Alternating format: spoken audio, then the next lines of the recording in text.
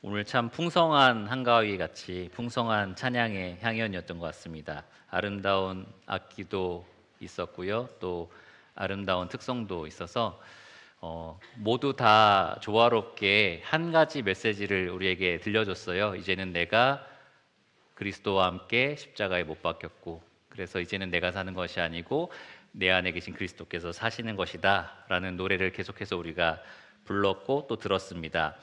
오늘 우리가 함께 나누게 될 말씀도 동일한 메시지를 가지고 있습니다. 갈라디아서 2장 20절, 많은 그리스도인들이 사랑하는 말씀이고요. 제가 성도님들 카톡 푸사를 종종 봅니다. 감시는 아니고요. 그래도 가끔 우울한 날 이런 거 있으면 연락드리고 막 그러거든요. 신중하게 선택하시기 바랍니다. 그런데 몇몇 성도님들은 갈라디아서 2장 20절을 써놓으셨더라고요. 이것이 이제 그리스도인들의 참 고백이다라는 생각이 듭니다. 그런데 최근에 제가 조금 위기의식을 좀 느꼈습니다. 유평교회에 나온다고 해서 모두 다 복음을 제대로 아는 것은 아니구나. 모두 다 구원받는 것의 의미를 정확하게 알고 이 교회 생활을 하는 것이 아니구나라는 위기의식을 갖게 됐습니다. 예, 저는 유평교회에 있으면 적어도 복음은 알 거다. 매주 하는 만찬 예배가 있는데 이 그리스도의 피와 살을 상징하는 이 만찬 떡을 먹고 마시면서, 이 잔을 마시면서 주님이 나를 위해서 죽으셨다는 것의 의미를 모를 수 있을까라는 생각을 해왔던 것 같아요. 그런데 이제 여러 번 이렇게 교제를 나누고 이야기를 하면서 그러지 않을 수도 있다라는 생각이 좀 들었습니다. 그래서 그런즉 이제는 내가 사는 것이 아니요라고 말씀하신 이 갈라디아서 2장 20절 이 말씀의 참 의미가 무엇인지, 그래서 구원받는다는 것의 의미가 무엇이고 또 복음이 정말 무엇인지를 우리가 제대로 아는 그런 시간이 되기를 원합니다. 그래서 갈라디아서 2장 20절 말씀을 워낙 사랑하시고 좋아하셨지만 더 많은 분들이 진심으로 사랑하시고 또 참된 의미를 알고 또 좋아하시기를 바랍니다. 여러분 혹시 구원받았다는 것의 의미가 무엇인지 아십니까? 나는 안다. 누군가에게 설명할 수 있다. 자녀들이라든지 이웃이 와서 교회 오래 다니셨잖아요. 그럼 구원받는다는 것이 무슨 의미인가요? 라고 하면은 이제 설명하실 수 있는 분. 아주 신납니다. 막 이렇게 뭐 그런 느낌을 얘기할 수도 있지만 정말 구원받는 것이 우리가 무엇으로부터 구원받았고 어떻게 구원을 받았으며 이러한 것들을 이야기하는 것이 굉장히 쉬운 것 같지만 사실은 생각보다 쉽지는 않습니다. 복음이 단지 지식적으로 그냥 아는 것으로 전달되는 것이 아니라 능력과 성령과 큰 확신으로 우리에게 왔다라고 말하고 있는데요. 정말 그런 이 복음의 능력을 우리가 전달할 수 있느냐라는 질문입니다. 그냥 아는 것과 모르는 것은 굉장히 큰 차이가 있습니다. 또 그냥 아는 것과 진실로 아는 것은 정말로 큰 차이가 있습니다. 지금까지 계시록 말씀을 이 강단에서 계속해서 말씀을 드렸는데요. 계시록 말씀이 두 가지 운명을 계속 말해주잖아요. 예수님 편의 선자는 영원한 생명, 예수님 반대편의 선자는 영원한 심판이 있을 거다라고 계속해서 선포하고 있습니다. 복음을 알고 모르고는 그만큼 중요해요. 이 영원한 운명이 달라지기 때문입니다. 복음에 무지하고 불신하는 자는 영원한 지옥을 맞이하고요. 복음을 알고 믿는 사람은 영원한 천국에 가게 됩니다. 구원받은 사람은 하나님의 자녀가 되어서 영생을 누리지만요. 구원받지 못한 사람은 마귀의 자녀로서 영벌을 받게 됩니다. 그러니까 굉장히 중요한 일이에요. 그냥 이 땅에서 우리가 살고 죽는 문제도 굉장히 중요한 일이잖아요.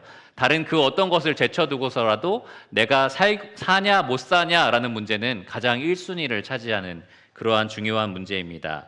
그런데 우리가 지금 말하고 있는 이 구원의 문제는 영원한 삶에 대한 이야기입니다. 그냥 일시적인 이 땅의 삶이 아니고요. 영원한 삶을 어디에서 살 것이냐, 누구와 살 것이냐, 또 어떠한 삶을 누리게 될 것이냐가 거기에 다 달려 있습니다. 그런데 참으로 안타깝고 충격적이게도 이 복음에 대해서 제대로 알지 못하는 사람이 생각보다 많습니다. 교회 밖에 있는 사람 얘기하는 게 아닙니다.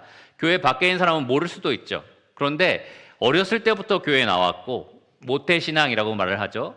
늘 교회에 다녔고 주일학교부터 학생회, 청년회까지 이 교회를 꾸준히 다녔지만 복음에 대해서 전혀 모르는 사람, 지식적으로는 알지만 전혀 자기의 것이 되지 않은 사람도 굉장히 많습니다.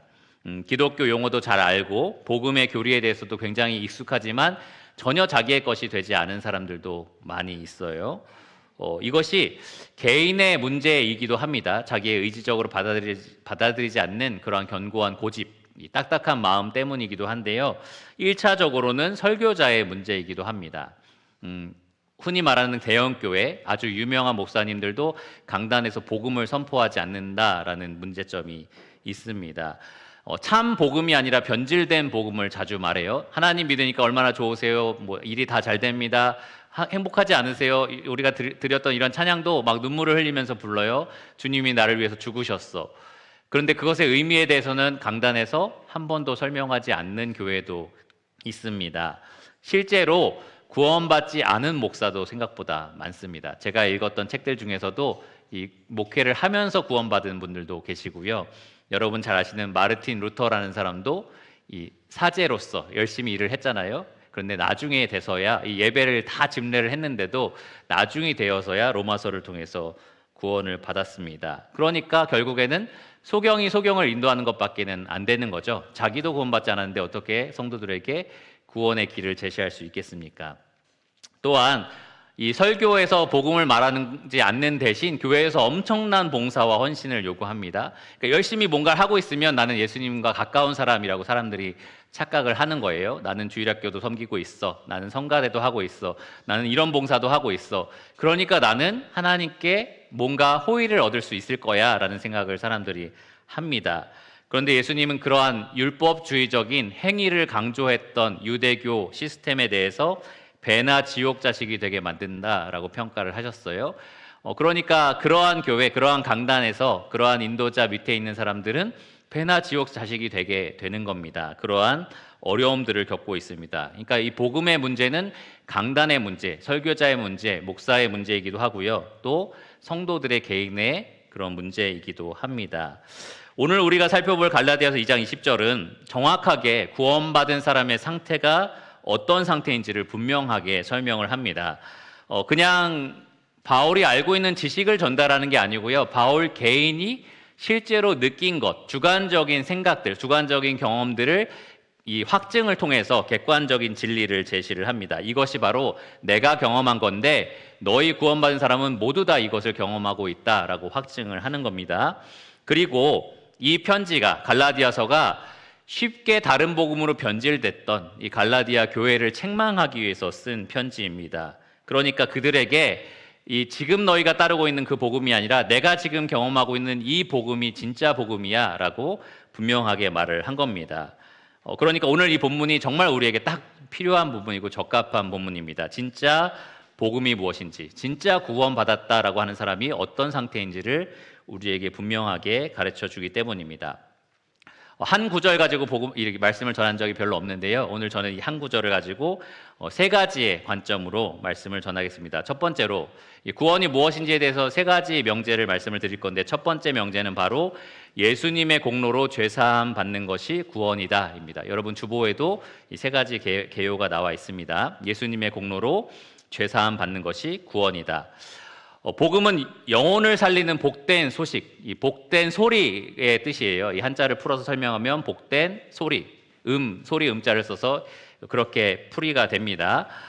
그런데 이 영혼을 살리는 소식이기 때문에 복되다라고 얘기를 하는 거예요. 그 말은 이 복음의 능력을 입기 전에 모든 사람이 살아있다는 거예요? 죽어있다는 겁니까? 예, 죽어있다라는 것을 말합니다. 복음의 능력을 입기 전에 모든 영혼이 죽은 상태다라는 것을 의미합니다. 모든 사람은 죄 때문에 하나님과 단절되어 있는 관계, 그러니까 죽은 관계를 가지고 태어난다라는 겁니다. 성경은 이것을 영적으로 죽었다라고 말을 해요. 에베소 2장 1절에 보면 그는 허물과 죄로 죽었던 너희를 살리셨도다. 이 구원받은 사람에 대한 이야기입니다. 원래는 죽었던 사람들인데 이 죄로 인해서 죽었던 사람들인데 너희들을 살리셨다라고 말을 하는 겁니다. 죄 때문에 단절돼 있던 하나님과의 관계, 이 죽은 관계가 예수님 때문에 다시 사라지게 되었다. 살아난 관계가 되었다. 영원히 연결되어 있는 산 관계가 되었다라고 이야기를 하는 겁니다. 그것이 바로 구원이에요. 그냥 지옥 안 가게 된 거 구원, 뭐 벌 안 받게 된 것이 구원, 그냥 이 땅에 살면서 잘 먹고 잘 살게 하는 게 구원이 아니고요. 하나님과 우리의 관계에 달려 있는 얘기입니다. 하나님과 분리되었던 관계가, 죽은 관계가 살아있는 관계가 되었다. 이 죄의 문제로 분리되었던 관계가 죄의 문제가 해결되어서 영원히 연결된 관계가 되었다라는 것이 이 구원의 참된 의미입니다. 근데 바로 여기서부터 사람들이 걸려요. 이 구원에 대해서 이야기할 때 여기서부터 걸립니다. 왜냐하면 수많은 사람이 죄의 심각성을 제대로 알지 못하기 때문입니다. 죄를 심각하게 여기지 않으면 사실 구원도 필요 없어요. 여러분 이 병원에 가서 당신 암이요 6개월 삽니다 라고 얘기하면 건강에 대해서 경각심을 갖겠어요? 갖지 않겠어요? 갖겠죠. 그런데 병원에서 의사가 당신은 지금 질병이 있는데 한 80년 살 것 같습니다. 그럼 어떻겠어요? 그냥 뭐 편하게 지금처럼 살면 되겠지 이렇게 편하게 아마 생각을 하실 겁니다. 그러니까 나한테 문제가 있다라는 심각한 그런 문제의식을 갖지 않으면 사실 무언가의 도움을 요구하지 않게 된다라는 거예요. 그러니까 구원에 있어서 정말 첫 번째 제일 중요한 것은 거룩하신 하나님 앞에서 나의 가지고 있는 죄의 문제가 얼마나 심각한지를 아는 것입니다. 수많은 사람들이 자기가 죄인인 것을 인정을 해요. 그럼 죄인이지 내가 죄 뭐 안 졌겠어? 라고 얘기를 하고요. 어떤 사람의 경우에는 죄를 많이 졌다라고도 얘기합니다. 내가 예전에 이런 죄를 졌는데 정말 심각한 죄였어 라고도 수긍을 하는 거죠.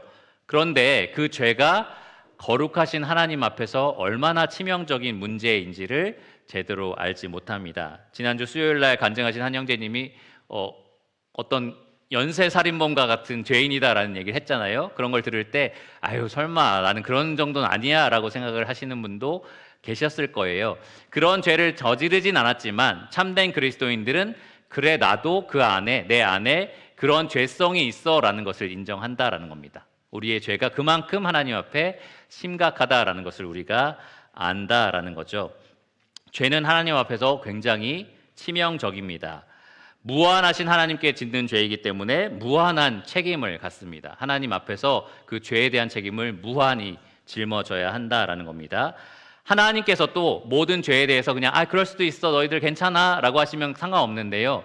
거룩하시기 때문에 아무리 작은 죄도 하나님은 절대로 그냥 지나치지 않으십니다. 절대로 용납하지 않으십니다. 그래서 죄가 심각한 거예요. 그 거룩하신 하나님 앞에 다가설 수 없도록 막기에 충분하기 때문입니다. 여러분 암세포가 아무리 작아도 그냥 놔두면 결국 사람을 냉정하게 죽여버립니다. 그렇죠? 사람의 목숨을 그냥 빼앗아 갑니다. 그런 것처럼 죄는 아무리 작아 보여도 아무리 적게 지었다라고 우리가 생각을 해도 크고 작음, 많고 적음에 상관없이 사람을 영원히 하나님과 단절시키기에 충분히 파괴적이다. 이것을 우리가 모두 알아야 합니다. 그 죄 때문에 결국 우리가 하나님께 나아갈 수 없는 건데요. 그러면 어떻게 우리가 이 죄 문제를 해결할 수 있느냐? 이 중대한 질문에 대한 답이 오늘 본문에 나옵니다. 갈라디아서 2장 20절 어떻게 시작을 하나요? 내가 그리스도와 함께 십자가에 못 박혔나니 우리를 대신하여서 예수님께서 십자가에서 못 박히셨기 때문에 그 예수님께서 자기의 목숨값으로 우리의 죄값을 다 치르셨기 때문에 그래서 우리 죄의 문제가 해결된 겁니다. 여러분 여기에서 함께라는 말에 주목해 보세요. 20절에 그리스도와 함께 바울이 자기에 대해서 얘기합니다. 나 바울이 그리스도와 함께 십자가에 못 박혔다라고 얘기를 하는 거죠. 바울이 살았던 시대와 예수님의 시대가 그렇게 크게 차이가 나진 않지만 바울이 실제로 예수님과 십자가에 못 박혔나요? 그렇진 않습니다. 그런데 예수님께서 십자가에 못 박히신 그 공로가 바울의 것이 되었기 때문에 그래서 바울은 마치 자기가 십자가에 못 박힌 것과 같다라고 이렇게 강력하게 표현을 하는 겁니다. 그리스도와 내가 하나가 되었다라고 얘기를 하는 거죠. 연합이라고 말을 할 수 있을 겁니다. 예수님이 2000년 전에 유대 땅 골고다 언덕에서 십자가에 달려서 우리의 죄값을 씻으실 때에 그것을 믿는 여러분의 죄도 그 자리에서 모두가 다 씻어졌다라는 겁니다. 과거의 죄만 그런 것이 아니고요. 현재 짓는 죄까지만 그런 것도 아니고 미래에 지을 모든 죄까지 우리의 죄의 처음부터 끝까지 모든 죄값을 예수님께서 십자가에서 치르셨고요. 여러분이 그것을 믿는다면 그때 여러분은 그리스도와 함께 십자가에 못 박히신 겁니다. 그때 여러분의 죄값이 모두 다 치러진 겁니다. 그것을 통해서 여러분이 하나님께 나아갈 수 있는 의로운 자가 된 것입니다. 여러분은 그리스도와 연합하여 죄에 대해서 죽은 사람이 되었고요. 그리스도와 연합하여 의에 대해서 살 수 있는 새로운 존재가 되었습니다. 그리고 그리스도와 연합하여 우리가 계시록에서 내내 보고 있지만 영원토록 왕노릇할 천국을 우리가 기대하면서 기다리고 있습니다. 결국 구원은 믿음으로 그리스도와 연합할 때 우리에게 주어지는 하나님의 선물입니다. 그리스도와 연합할 때 우리에게 주어지는 하나님의 선물.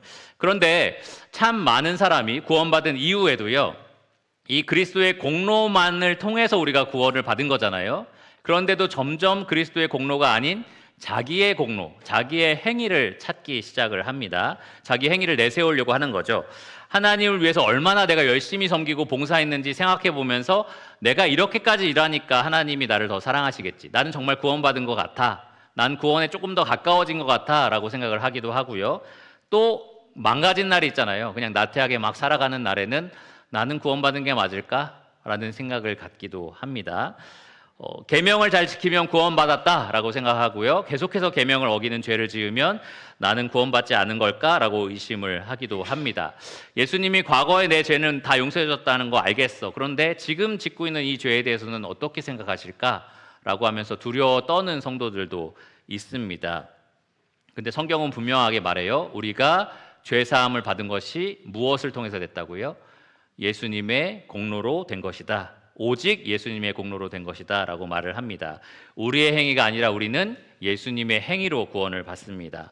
오직 예수님의 행위가 충분하기 때문에 우리의 행위가 더해질 필요가 없다는 거예요. 만일 여러분들이 나의 행위가 조금이라도 보탬이 돼야 될 것 같아 라고 생각을 한다면 반대로 예수님의 행위가 충분하지 않았다라고 생각을 하시는 겁니다. 그러니까 이 두 가지가 공존할 수 없다는 거예요. 여러분 오직 구원에 대해서는 예수 그리스도의 공로만을 의지하셔야 합니다. 그래서 바울이 21절에 다음과 같이 말을 하는 겁니다. 21절을 보시면 내가 하나님의 은혜를 패하지 아니하노니 만일 의롭게 되는 것이 율법으로 말미암으면 그리스도께서 헛되이 죽으셨느니라. 둘 중에 하나다라는 겁니다. 만일 의롭게 되는 것이 우리의 행위, 율법의 계명을 지키는 우리의 행위로 되는 것이라면 그리스도께서 헛되이 죽으신 것이다. 만일 그리스도께서 죽으신 것이 헛되지 않다면 우리의 행위가 포함될 필요가 없다라고 말을 하는 겁니다. 둘 중에 하나만 우리가 생각할 수 있다는 거예요. 그러니까 죄사함을 받은 여러분들, 예수 그리스도의 공로만을 의지하는 여러분들은 항상 예수 그리스도의 공로만을 의지하셔야 합니다. 여러분들의 행위를 내세우고 싶어하는 그 마음을 계속해서 내려놓으셔야 한다라는 겁니다. 그리스도께서 헛되이 죽지 않으셨다라는 것을 믿으신다면 여러분의 행위를 가지고 여러분의 구원 여부를 재단하지 마시기를 바랍니다. 그리스도는 단번에 여러분의 모든 죄를 위해서 십자가에서 돌아가셨고요. 여러분이 그것을 믿을 때에 여러분도 그 십자가에 못 박혀 여러분의 모든 죄값을 치르신 겁니다. 그래서 그리스도를 믿는 사람이라면 자기 죄 때문에 전전긍긍하지 않아요. 그러니까 어떤 느낌이냐면 자식이 부모에게 잘못했을 때 나 어떻게 부모님 마음 상하게 했어. 이 정도의 전전긍긍은 합니다. 그리스도인들도. 그런데 어떻게 아빠가 나 호적에서 팔 것 같아. 막 엄마가 나를 길에 버릴 것 같아. 이런 마음은 안 갖는다는 거죠. 이것이 제가 조금 적나라하게 얘기했지만 성경은 무서워하는 영이 아니라 양자의 영을 받았다라고 얘기를 합니다. 왜냐? 그 근거가 어디에 있느냐? 우리의 죄값을 그리스도께서 다 치르셨기 때문입니다. 하나님 아버지께서 예수 그리스도의 공로를 보시고 여러분을 영원한 자녀로 삼으셨기 때문에 여러분이 지금 어떤 모습을 가지고 있든지 상관없이 여러분은 하나님 앞에서 양자의 영으로 항상 그 은혜의 보좌 앞으로 나아가서 자백하고요. 또 화목한 그 관계를 누릴 수가 있습니다. 여러분 모든 죄책으로부터 영원히 자유롭다라는 사실을 기억하시기를 바랍니다. 오직 하나님의 은혜로 된 일입니다. 두 번째로 이 본문 말씀을 통해서 우리가 얻을 수 있는 진리는 바로 예수님을 위하여 의롭게 사는 것이 구원이다라는 사실입니다. 예수님을 위하여 의롭게 사는 것이 구원이다라는 거죠. 은혜는 값없이 주어진 것이 맞습니다. 우리의 행위가 아니라 오직 예수님의 행위로 된 겁니다. 그렇지만 그 구원이 결코 공짜라는 말은 아닙니다. 우리가 은혜롭게 의롭게 되기 위해서 하나님이 치르신 것이 공짜가 아니다라는 거죠. 아무것도 치르지 않으신 것이 아니라 사실은 엄청난 대가를 치르셨습니다. 자기 하나뿐인 아들의 목숨값을 우리를 위해서 대신 내놓으신 겁니다. 그래서 성경은 우리가 거듭난 것이 점도 없고 흠도 없는 어린 양 같은 보배로운 피로 된 거다라고 얘기를 해요. 그 엄청난 가치가 있는 그 값어치를 예수님이 또 하나님이 치르셨다라고 얘기를 하는 겁니다. 그러니까 이 구원에는, 여러분이 구원받았다라는 것에는 하나님의 무한한 사랑, 풍성한 은혜, 자비, 긍휼 이런 것들이 담겨 있다라는 거죠. 그런데 그러한 은혜를 한없이 받은 우리의 마땅한 자세가 무엇이냐? 방금 제가 말씀드린 것처럼 이제는 내가 예수님을 위해서 살겠습니다. 예수님을 사랑하면서 살겠습니다. 라는 합당한 반응을 갖게 된다라는 겁니다. 바로 순종하는 사랑이 구원받은 자의 마땅한 삶이다라는 거죠. 생각보다 많은 사람이 감사해요. 내 죄가 한 번에 용서됐다고요? 너무 감사해요. 라고 하면서 그럼 이제 제 마음대로 살게요. 이렇게 하는 사람도 있어요. 근데 그게 구원이 아니다라는 거죠. 정말 엄청난 사랑을 받았다면 거기에 마땅한 반응을 하는 것이 맞습니다. 방금 설교하러 올라가기 전에 제가 가지고 있던 과자 하나를 뒤에 있는 사람한테 줬는데 아버지가 감사합니다라고 해야지라고 얘기를 해요. 아주 작은 과자에도 사람은 감사를 표현하는 것이 마땅하다라고 생각을 합니다. 그러면 하나뿐인 하나님의 아들, 무한하신 하나님께서 이 종의 형체를 취하고 오셔서 자기의 목숨을 바치셨다라는 그런 것을 받은 사람들은 어떤 반응을 해야 될까요? 당연히 감사합니다라고 하면서 그분을 사랑하는 것이 마땅하다라는 겁니다. 그래서 바울은 개인의 경험으로 확증된 이 객관적인 복음의 진리를 이렇게 제시를 하는 겁니다. 바로 이어서 이렇게 고백을 해요. 20절을 보시면 내가 그리스도와 함께 십자가에 못 박혔나니 그런즉 이제는 내가 사는 것이 아니요 오직 내 안에 그리스도께서 사시는 것이라. 내가 사는 것이 아니라 그리스도께서 사신다라고 분명하게 이야기를 합니다. 그런데 이 말의 의미가 무엇인지 우리가 좀 알 필요가 있어요. 내가 살지 않는다, 그리고 그리스도께서 사신다라는 말의 의미가 무엇일까? 먼저 삶의 주체가 바뀌었다라는 것의 의미일까요? 그러니까 내가 주체적으로 살아가는 것이 아니라 나는 가만히 수동적으로 있으면 주님이 나를 움직이시고 말하게 하시고 이렇게 살아간다라는 의미일까요?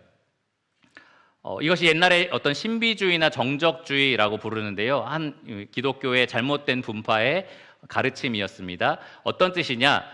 나는 저기 앞에 있는 성도를 용서하고 싶은데 그리스도께서 아직 그 마음을 주시지 않네요. 그러니까 아직은 주님이 주지 않으셨으니까 용서하지 말아야지. 그런 생각을 갖는 겁니다. 나는 어디에 가고 싶은데 아직 주님이 그런 마음을 주지 않으시네요. 그러니까 그러면 하지 말아야겠다 라고 생각을 하는 겁니다.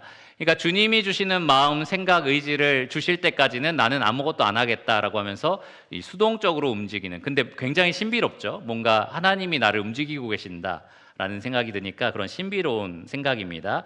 예전에 제가 어떤 청년 캠프에 갔는데 한 청년이 직장을 그만두고 이제 주님을 위해서 무언가를 하고 싶어서 계획을 다 짰는데 주님이 직장을 그만두지 못하게 막으세요라고 얘기를 하길래 무슨 의미일까? 주님이 정말 회사 앞에서 이렇게 막고 너 그만두지 마 이렇게 하시는 거 아니면 내가 그만두겠습니다 할 때마다 막 뭐라고 막 사람들이 얘기한다든지 뭐 이런 얘기인가라고 생각을 했는데 바로 이 의미였던 거예요. 그러니까 내가 무언가를 원하지만 이건 내 생각이고 주님이 주시는 어떤 의지나 생각이 나와야 나는 움직일 수 있다. 뭐 이런 생각들을 가지고 있었던 겁니다.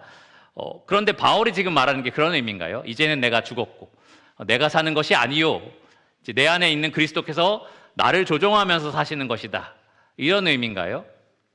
그렇지 않습니다. 바로 이어지는 말씀만 봐도 삶의 주체가 자기 자신이라는 것은 분명합니다. 이제 내가 육체 가운데 사는 것은 누가 산대요? 내가 육체 가운데 살고 있다라고 분명하게 얘기를 합니다. 그러니까 삶의 주체가 나다라는 것을 분명히 놓치지 않고 있어요. 내가 사는 것이 맞다라고 하는 거죠. 그런데 그러면 이 말이 무슨 의미냐라는 거죠. 내가 사는 게 아니고 그리스도께서 사시는 것이다. 이 말은 삶의 주체가 바뀌었다라는 것이 아니라 삶의 주인이 바뀌었다라는 것의 의미입니다. 내 삶의 주인이 바뀌었다라는 겁니다. 이제는 내가 내 생각과 내 감정과 내 의지를 따라서 살았다면 그렇지 않고 그리스도께서 주시는 생각대로 그리스도께서 주시는 감정대로, 그리스도께서 주시는 의지에 대해서 내가 그렇게 살아가겠다. 그분이 원하시는 대로 살고 싶다라는 그러한 다짐을 의미를 합니다. 로마서 14장 7절과 8절에서 이 바울은 같은 의미를 더 분명하게 이렇게 설명을 했습니다. 우리 중에 누구든지 자기를 위하여 사는 자가 없고 자기를 위하여 죽는 자도 없도다. 우리가 살아도 주를 위하여 살고 죽어도 주를 위하여 죽나니 그러므로 사나 죽으나 우리가 주의 것이로다. 주라고 말을 합니다. 주인, 이 주인이신 예수님이 원하시는 대로 살기도 하고 죽기도 하는 사람이 되었다라고 분명한 삶의 목적을 세우는 겁니다. 신자는요, 이 고린도전서 6장 19절과 20절 말씀에 따르면 자기의 것이 아니다라고 얘기를 해요. 너희는 너희 자신 것이 아니라 값으로 사신 바 되었으니. 여러분, 예수 그리스도의 목숨값으로 사신 예수님의 것이 되었습니다. 그러니까 이제 누구를 위해서 사는 게 맞아요? 예수님을 위해서 사는 것이 맞습니다. 구원받은 자의 삶이 사실 복잡하고 어렵고 힘들기는 하지만, 고달프기도 하지만 사실 구원받은 자의 삶은 매우 단순합니다. 어떻게 하면 내 주인이 원하는 대로 살까? 그 고민만 하시면 됩니다. 자기 생각이나 의지나 감정이 올라올 때에 그것을 따르는 것이 아니라 그것을 철저하게 부정하고요. 여기서 예수님이 원하는 생각은 무엇인가? 이 성경을 통해서 분명히 드러나 있죠. 여기서 예수님은 어떤 감정을 품기를 원하시는가? 항상 기뻐하라, 감사하라라는 말씀이 있습니다. 여기서 예수님은 어떤 의지를 가지고 어떻게 행동하라고 나에게 요구하시는가? 그러한 태도로 살아가는 것이 그리스도인의 삶입니다. 그러니까 매우 단순해요. 그러니까 여러분이 저는 그런 마음이 없는데요. 하지만 그런데 라는 생각이 올라올 때 이건 내 생각이잖아 라고 내려놓고 하나님 무엇을 원하시지? 라고 생각하는 것이 그리스도인의 삶입니다. 나는 감정이 지금 그걸 순종하고 싶은 마음이 아닌데 라고 할 때 이건 내 감정이고 하나님은 어떤 마음을 품기를 원하시지? 라고 사는 삶이 바로 그리스도인의 삶입니다. 여러분, 그런 게 그리스도인의 삶인지 몰랐어요 라고 하신다면 예수님이 이렇게 누구든지 나를 따르려거든 어떻게 하라고 부르셨는지 기억하시기를 바랍니다. 누가복음 9장 23절에 누구든지 나를 따르려거든 자기를 부인하고 날마다 자기 십자가를 지고 나를 따를 것이니라. 자기 부인이 그거잖아요. 자기에게서 올라오는 생각들, 감정들, 의지들을 부정하는 겁니다. 그러니까 내가 생각이 없는 사람이 되라는 게 아니에요. 하나님께 반하는 생각들, 반하는 감정들, 의지들을 내려놓으라는 겁니다. 부정하고 자기 권리를 포기하라는 거죠. 그리고 나의 주인이신 예수 그리스도께서 품으라고 하신 것들을 품고서 살아가는 겁니다. 남편이 굉장히 미워요. 자식이 왜 이렇게 말을 안 듣는지 너무 밉습니다. 그래서 내가 쏟아내고 싶은 말들이 있지만 그때 주님이 주시는 마음이 있잖아요. 주님이 하라고 하신 것들이 있습니다. 내 생각들을 부정하고 주님 원하시는 것들을 따르는 것이 그리스도인의 삶입니다. 이렇게 예를 드니까 굉장히 어렵게 느껴지시죠? 하지만 단순합니다. 그리스도인의 삶은 굉장히 단순합니다. 그리고 그리스도인의 삶이 굉장히 쉬운 이유 중에 하나는 바로 예수님이 정확히 이 본을 우리에게 뚜렷하게 보여주셨기 때문입니다.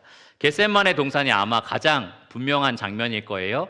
예수님이 원하시는 생각이 있었어요. 원하시는 감정을 표출하셨습니다. 의지를 표명했어요. 아버지, 이 잔을 내게서 옮겨주시옵소서. 히브리서 말씀에 보면 심한 통곡과 눈물로 간청하셨다라고 되어 있습니다. 그분의 감정이 폭발을 한 거죠. 물론 죄스럽게 나오진 않았지만 충분히 그분이 가졌던 감정이 나왔습니다.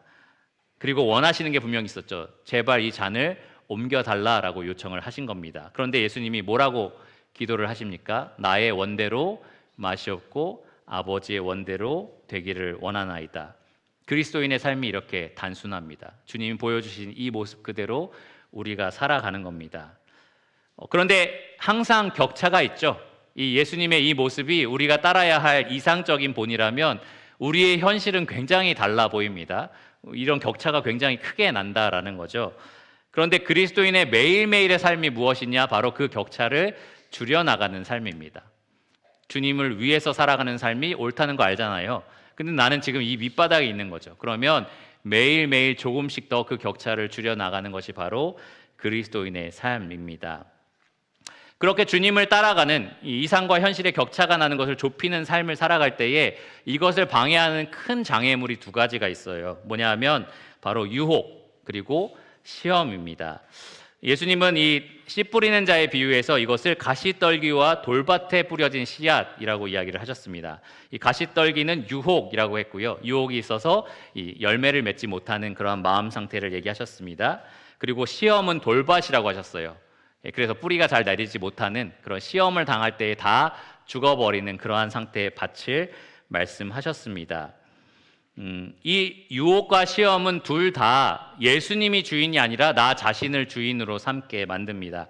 유혹은 내 눈앞에 온통 아름답고 빛나는 것들, 돈, 재물, 명예, 내가 혹하는 그러한 것들을 막 쫓게 함으로써 결국 주인이신 예수님을 그 자리에서 몰아내고 그 우상들을 그 자리에 앉히게 합니다. 시험은 우리가 참 당하면서 고통스럽고 괴로우면서 점점 우리의 마음을 생각하게 해요. 우리 마음과 감정, 우리의 생각에 집중하게 만듭니다. 그러니까 주님이 원하시는 게 무엇이냐가 중요하지 않고요. 지금 내가 받은 상처가 더 중요하게 된다라는 겁니다. 결국 그것도 자기 자신을 따르게 되는, 내 감정을 따르게 되고 내 생각을 따르게 되는 그러한 상태에 빠지게 만듭니다. 그런데 여러분, 지금도 아마도 그러한 시험에 빠져 계신 분들이 계실 거고 그런 유혹을 쫓고 계신 성도님도 계실 텐데요. 그것이 오래 지속될수록 여러분의 영적인 상태가 더 위험해진다라는 사실을 아셔야 됩니다. 그것이 오래 지속되면 지속될수록 여러분이 구원받은 사람이 아니다라는 결론에 이르게 되기 때문입니다. 성경에도 수많은 예시들이 있습니다. 세상을 사랑해서 주님을 떠났던 데마가 있었고요. 예수님보다 돈이 좋아서 예수님을 팔아 넘겼던 가룟 유다도 있었습니다. 히브리서 기자들은 여러 가지 시험이 닥치니까 이 예수님을 쫓는 그리스도인의 삶을 버리고 옛날에 박해 없었던 유대교의 삶으로 돌아가자라고 했던 성도들이 꽤 있었어요. 그래서 경고성의 메시지로 이 히브리서가 쓰여졌던 겁니다. 수많은 시험과 수많은 유혹들에 빠지고 넘어지고 걸려서 오랫동안 그 자리에 멈춰 있었던 사람들은 결과적으로 한 번도 거듭난 적이 없었다라는 사실을 드러내기도 했었습니다. 그러니까 참된 영적 상태를 드러내는 하나님의 도구 중에 하나가 바로 유혹과 시험입니다. 그래서 주님은 사단을 통해서 유혹을 하시기도 하고요. 그래서 시험을 제공하시기도 합니다. 우리를 넘어뜨리려고 하는 게 아니고요. 우리의 영적 상태가 어디에 있는지를 분명히 보게 하시기 위해서입니다. 정말 믿는 사람들이라면 그 시험을 통과하여서 더 굳건한 믿음을 갖게 되겠지만 그렇지 않은 사람은 그 시험에 안주하고 계속 멈춰 있음으로써 자신이 구원받지 않았다라는 것을 분명하게 드러내게 된다라는 겁니다. 여러분, 그리스도인의 삶은 이렇게 단순합니다. 다시 한번 말씀드리지만 아주 단순합니다. 나의 생각과 감정, 의지를 버리고 그리스도를 위해서 살아가는 삶입니다. 나에게 주신 은혜가 너무나 크기 때문에, 내게 주신 사랑이 너무나 풍요롭기 때문에 내가 그분을 위해서 사랑의 순종을 바치는 겁니다. 그리스도의 생각, 감정, 의지를 항상 품어가는 것이 바로 우리들의 삶입니다. 마지막 세 번째, 이 세 번째 내용이 굉장히 중요한데, 왜냐하면 그리스도를 위해서 산다는 거 우리 모두가 알지만 그렇게 하기에는 우리가 참 힘이 없다라는 것을 또 알기 때문입니다. 세 번째, 이 본문을 통해서 우리가 배울 수 있는 구원의 진리는 바로 성령님의 힘으로 믿으며 사는 것이 구원이다라는 사실입니다. 그리스도인의 삶이 매우 단순하지만 쉬운 것은 아닙니다. 그 길이 좁고 협착하여서 찾는 이가 적다라고 예수님도 직접 말씀을 하셨습니다. 여러분, 육체를 생각해 보시면 나는 어떤 시험도 이길 수 있는 육체를 가졌습니다라고 하시는 분 있나요? 나는 어떤 병도 이길 수 있습니다. 코로나 한 번도 안 걸리신 분 있으실 수 있어요. 있으실 수 있는데 모든 질병에서 죽을 때까지 자유로운 사람이 사실 별로 없습니다. 그런데 이 육신의 질병 말고요, 영적인 질병, 이 죄를 생각해 보시면 이 우리가 입고 있는 이 육체는 죄에 너무나 취약합니다. 정말 모든 죄를 이겨낸 것처럼 보이는 사람도 정말 이 단순한 죄 하나에 확 넘어지기도 하고요. 사실 이 믿음의 선진들도 보시면 어떻게 이런 죄에 이렇게까지 넘어질 수 있지라고 생각이 드는 사람들이 생각보다 참 많습니다. 우리가 이 육체를 입고 살아가는 한 우리는 이 연약함을 늘 경험하게 될 겁니다. 그런데 바울도 똑같이 우리랑 같은 육체를 입고 있었고 이 육체 가운데 살아가는데 어떻게 그리스도를 주인으로 모시는 삶을 살아갈 수 있었을까? 이어서 나오는 바울의 고백을 보시면 알 수가 있습니다. 그리스도인의 삶이 가능한 이유가 분명히 있다라고 이렇게 말을 해요. 이제 내가 육체 가운데 사는 것은 나를 사랑하사 나를 위하여 자기 자신을 버리신 하나님의 아들을 믿는 믿음 안에서 사는 것이라. 조금 전에 이 바울이 삶의 목적을 분명히 세웠다면 이제는 자기가 그런 삶을 살아가는 데 필요한 동력이 어디서부터 오는지를 분명하게 이야기를 합니다. 이 신자는 자기의 자신에 대한 믿음으로 살아가는 게 아니에요. 나는 믿을 만해. 충분히 이 삶을 살 수 있을 만큼 능력이 있어. 나는 믿음이 그만큼 커라고 말할 수 있는 신자가 없습니다. 그럼 무엇을 믿는 믿음으로 사느냐? 나를 사랑하사 자기 자신을 버리신 하나님의 아들께서 이 삶을 살 수 있게 하실 거다라는 그 믿음을 가지고 살아가는 겁니다. 나를 위해서 자기 목숨까지 내어주셨다면 내가 이 길을 가는 데 필요한 은혜를 그분은 반드시 주실 것이다 라는 믿음이 우리 안에 있습니다. 예수님이 우리 가운데 지금 안 계시는 것처럼 보이죠. 실제로 이 제자들을 떠나서 승천하여서 하늘로 올라가셨습니다. 그런데 제자들에게 예수님은 내가 너희를 떠나는 것이 아니다 라고 하시면서 떠나는 것이 더 유익하다라는 말씀도 하셨어요. 왜냐하면 내가 떠나면 아버지께 구하여 너희와 항상 있게 할 수 있는 분을 또 다른 보혜사를 보내주시겠다라고 약속을 하셨습니다. 그분이 누구시죠? 바로 성령님입니다. 사도행전 16장 7절에 보면 이 성령님을 가리켜서 예수의 영이라고도 불렀어요. 예수의 영. 그러니까 예수님께서 성령을 통해서 우리와 지금 함께 계시고 있다라는 겁니다. 예수님은 성령을 통해서 우리 안에 살고 계십니다. 성령님을 통해서 우리 안에서 소원을 두고 행하게 하십니다. 우리 안에는 그런 소원이 없어요. 주님을 기쁘시게 하고 싶어하는 소원이 매우 약합니다. 또 그렇게 살아갈 수 있는 능력도 정말로 취약합니다. 그런데 우리 안에 살아계시는 예수의 영, 성령님께서 우리 안에 강력한 소원을 주고 계시고요. 또 우리가 순종할 때에 그것을 순종할 수 있는 능력도 충분히 제공하신다라는 겁니다. 우리 그리스도인들은 새 언약의 약속에 참여한 자들이라고 얘기를 해요. 이 성경에 보면 에스겔 36장 27절에 하나님께서 자기 백성 이스라엘을 회복하실 때에 이렇게 내가 하겠다라고 약속하신 게 있는데요. 뭐냐면 너희의 딱딱한 마음을 부드러운 마음으로 바꿔주고 나에게 반항적인 그 영혼을 새로운 영혼으로 바꿔주고 또 내 영을 너희 안에 넣어서 나의 법을 지킬 수 있게 해주겠다라고 말씀을 하셨습니다. 지금 그 새 언약의 약속을 우리가 받았고요. 또 우리가 지금 그 약속대로 하나님 주시는 축복을 누리고 있습니다. 구원받은 자는 날마다 그 약속이 이루어지는 삶을 살아가고 있습니다. 우리 안에서 예수님의 영이 성령님께서 그러한 소원을 우리에게 주고 계시고요. 또 말씀을 이루어가고 계신다라는 겁니다. 우리의 육체 가운데 살아갈 때 우리는 우리의 현실을 보게 되죠. 우리는 이거밖에 안 되는데, 우리는 지금 이거밖에 순종 못하는데.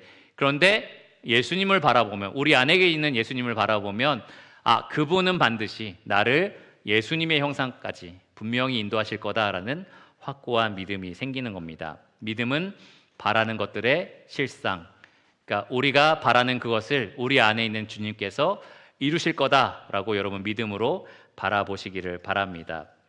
그때 우리가 이 믿음의 삶을 힘있게 살아갈 수가 있습니다. 여러분 그리스도인의 삶을 지금 몇 년 정도 사셨나요? 1년 이상 사신 분, 10년 이상 살았다, 20년 이상, 30년 이상이면 거의 바울급인가요? 예.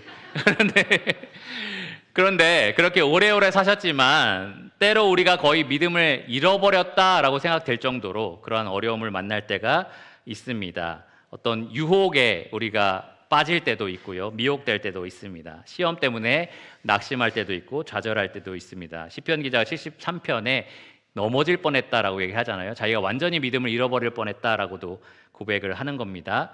저는 어떨까요? 앞에서 인도하는 사람은 어떨까요? 자신만만할까요? 나는 넘어지지 않습니다. 이렇게 할까요? 아닙니다. 훨씬 더 큰 위기를 겪고요, 훨씬 더 큰 어려움을 감당을 합니다. 성도들의 믿음을 굳게 세워주라고 하나님이 세운 사람이잖아요. 근데 정작 내 믿음을 세우는데도 굉장히 어렵다라는 겁니다. 최근에 전기문을 많이 읽었는데 마틴 로이드 존스, 찰스 스펄전 모두 다 지독한 우울증을 앓았다라고 얘기를 해요. 그리고 목회자의 아내 암이나 이런 중병에 걸리지 않은 사람이 거의 없습니다. 왜 그럴까? 왜 우울증에 걸릴까? 저는 우울증이 있을까요, 없을까요? 없다고 지금 네, 없어 보이지만 공감은 합니다. 이 사람들이 왜 이렇구나라는 것을 조금씩 더 공감을 합니다. 왜 그럴까요? 왜 그럴까요? 또 유독 마귀가 그들을 넘어뜨리려고 하는 이유가 있겠죠. 그 사람이 넘어지면 성도들도 같이 넘어지니까 그런 것도 분명히 있을 겁니다. 근데 분명히 제가 더 공감할 수 있는 부분은, 이제 목회가 더 오래될수록 공감할 수 있는 것은 마음에 계속 항상 눌림이 있다라는 거예요. 바울은 어떻게 말을 했냐?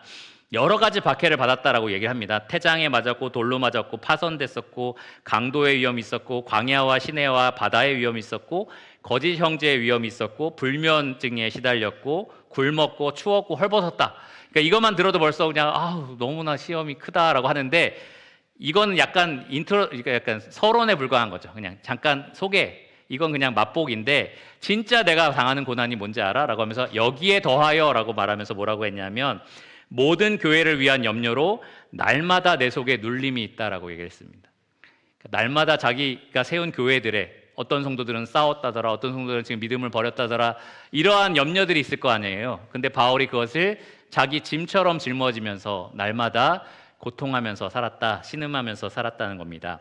히브리서 13장 17절에도 보면 이 일꾼들은 성도들의 영혼을 위하여 경성하기를 자신들이 청산할 것처럼 그렇게 한다라고 얘기를 해요. 그러한 무거운 책임감이 날마다 그들을 짓누르는 겁니다. 하늘나라 가면 저 성도 왜 저래? 너 어떻게 했어? 라는 말을 들을 것처럼 그렇게 매일매일을 살아간다라는 거죠. 그러니까 여러분이 똑바로 사셔야 됩니다. 좀 정당하게 말씀을 드렸지만 그래야 제 짐을 좀 가볍게 해주실 수 있습니다. 실제로 그래요. 이 성도 지금까지 계속해서 하나님에 대한 미운 마음을 품고 있는데 언제쯤 회복될까? 어떻게 하면 그 완악한 마음이 좀 깨질까라는 성도도 있고요. 어떻게 하면 이 성도는 이 구원을 마치 잃어버린 것처럼 이렇게 오래 방황하는데 언제 제자리로 돌아올 수 있을까라는 성도도 있어요. 이 성도의 자녀들은 어렸을 때부터 늘 이 부모가 고생해서 주일학교 보내고 다 했는데 언제 진짜 복음을 깨달을 수 있을까? 그 숱하게 뿌려진 복음의 씨앗이 언제 싹을 내게 할까? 이런 성도도 있고요. 경제적인 어려움, 여러 가지 어려움들을 겪으면서 믿음이 크게 흔들리는 성도들을 볼 때에 저의 마음도 그러한 무거운 책임감에 짓눌리게 됩니다. 그럴 때에 내가 어떻게 그리스도인의 삶을 살아갈 수가 있을까라는 고민이 되는 거죠. 어떻게 내가 내 힘으로 이 삶을 살아갈 수 있을까라는 고민이 드는 겁니다. 하루는 이러한 고민들로 굉장히 우울하게 기도를 하려고 하고 있었는데 기도를 딱 하는 순간에 마음이 굉장히 평안해졌어요. 무슨 기도였냐면은 그 뒤 이어지는 기도는 잘 기억이 나지 않지만 첫 마디가 이거였습니다. 하늘에 계신 우리 아버지. 딱 그 말을 하니까 내가 다 책임을 지는 게 아니구나. 우리 아버지가 책임지시는 거구나 라는 생각이 들었어요. 우리 아버지가 성도들을 돌아보고 있고 우리 아버지가 나를 내 지금 이 현실에서 예수 그리스도를 닮는 그 이상까지 분명히 끌고 가실 거구나 라는 생각이 드니까 마음에 이 편안함이 찾아오더라고요.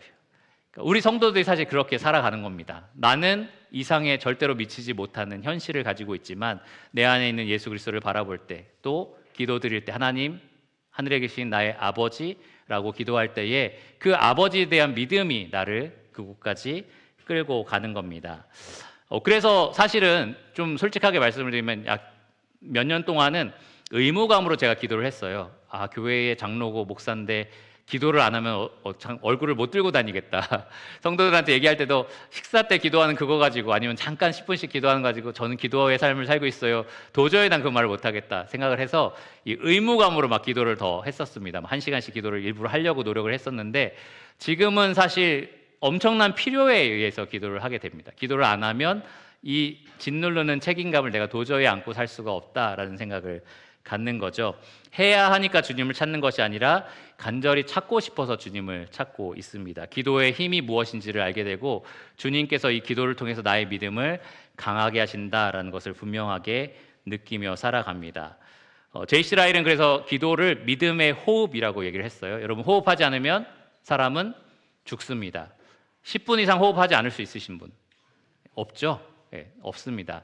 10분 이상 기도하지 않고 살 수 있는 분, 모든 사람이 다 저는 자유롭습니다 이렇게 생각하실 텐데 그렇지 않습니다. 실제로 그래서 성경도 쉬지 말고 기도하라고 하는 거예요. 기도해야 우리의 믿음에 숨이 들어오고 우리 믿음이 숨을 쉬고 이 힘을 발휘해서 예수 그리스도를 붙들 수가 있는 겁니다. 그러니까 여러분, 기도하십시오.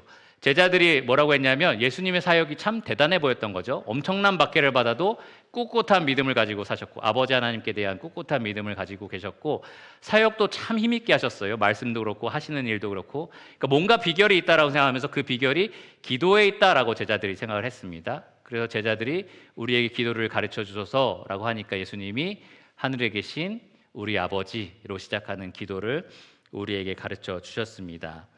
아무리 강한 유혹이나 또 아무리 혹독한 시험을 만나도 우리의 믿음의 대상이 누군지를 기억하게 하는 하늘에 계신 우리 아버지라는 기도를 여러분 반드시 드리시기를 바랍니다. 이 기도의 시작부터 우리는 우리의 무한한 위로와 능력의 원천이 누구신지를 믿음의 눈으로 보게 할 겁니다. 믿음으로 모세는 그리스도를 위하여 받는 수모를 애굽의 모든 보화보다 더 큰 재물로 여겼다. 히브리서 말씀에 기록이 되어 있습니다.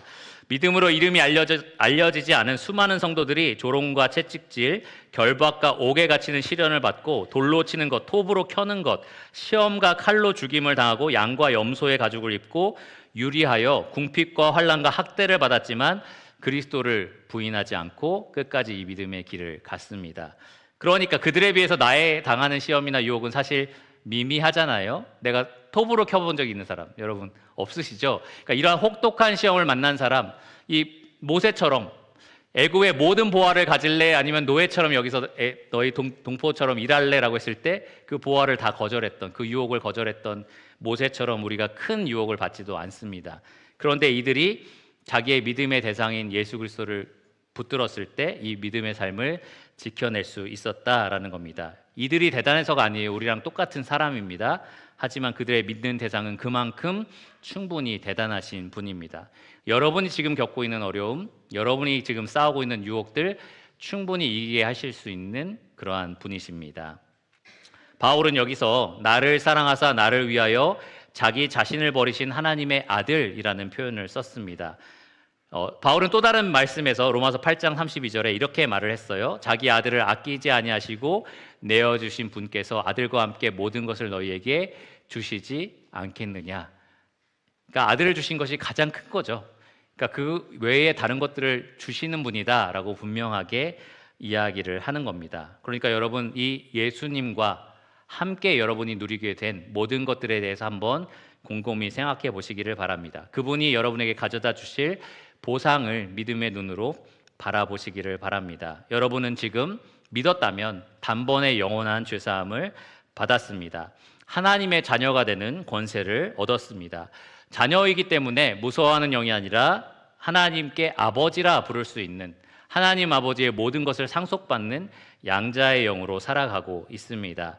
그리스도와 연합하여 여러분들은 죄를 죽일 수 있는 사람이 되었고요. 의에 대해서 살아갈 수 있는 그러한 힘을 얻었습니다. 여러분 혼자만의 힘이 아니고요. 여러분 안에서 역사하시는 예수 그리스도의 영께서 그렇게 살아갈 수 있게 하실 겁니다.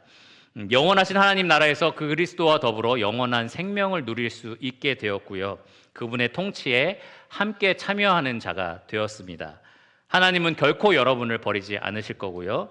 모든 것을 여러분에게 지금 허락된 모든 것을 합력하여서 결국에는 선을 이루어내실 겁니다. 그럼에도 불구하고 여러분이 흘린 눈물들이 있을 거예요. 그 모든 눈물을 그 나라에 가면 다 닦아주실 거고요. 영원한 즐거움으로 보상해 주실 겁니다. 이것이 우리가 믿고 있는 구원이고요. 우리가 바라고 있는 소망입니다. 여러분 오늘 이 시간에 저는 구원이 무엇인지 복음이 무엇인지에 대한 말씀을 드렸는데요. 어쩌면 여러분 구원이 무엇인지 이미 충분히 알고 계시고 복음 교리도 친숙하실 수도 있습니다. 그런데 여러분 이 복음은 모든 믿는 자에게 구원을 주시는 하나님의 능력이라는 표현이 있습니다. 성경에 그렇게 나와 있는데 그 능력을 지금 여러분 충분히 못 누리면서 살아갈 수가 있어요. 복음의 능력을 별로 누리지 못하는 것처럼 사람들한테 보일 수가 있다는 겁니다. 여러분 실제로 여러분도 그러한 능력을 못 누리면서 살 수가 있습니다. 그렇다면 여러분 뭔가 여러분이 알고 있는 구원에 문제가 생겼다라는 거예요. 여러분이 지금 알고 있는 복음 교리 중에 무언가가 여러분의 것이 되지 못하고 있다라는 겁니다. 사실 그리스도인이 겪는 모든 문제는 복음의 문제이기도 하고요. 구원의 문제이기도 합니다. 모든 문제를 겪을 때마다 구원을 의심하라는 말이 아니고요. 뭔가 건강한 삶, 뭔가 복음의 능력으로 충만한 삶을 살고 있지 못하다면 여러분이 알고 있는 구원에 문제가 있다라는 말입니다. 복음 교리가 여러분의 믿음의 대상이 되지 못하고 있다라는 겁니다. 그러니까 틈틈이 여러분이 그런 능력을 잃어갈 때에, 능력을 잃어버린 것처럼 그렇게 느껴질 때에 오늘 이 말씀을 꺼내놓고 한번 자신을 잘 점검해 보시기를 바랍니다. 나는 사도 바울처럼 진심으로 이렇게 고백할 수 있는가 한번 생각해 보시기를 바랍니다. 마지막으로 우리가 함께 한 목소리로 이렇게 본문을 고백하고 마쳤으면 좋겠습니다. 같이 한번 본문을 읽어볼까요? 여기 나올 텐데요. 같이 읽어보겠습니다.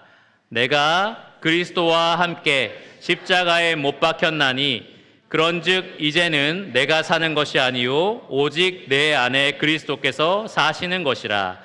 이제 내가 육체 가운데 사는 것은 나를 사랑하사 나를 위하여 자기 자신을 버리신 하나님의 아들을 믿는 믿음 안에서 사는 것이라. 이것이 진짜 여러분의 고백이 되기를 원하고요. 이것이 능력 있게 여러분 삶에 나타나기를 간절히 구합니다. 기도하고 말씀을 마치겠습니다.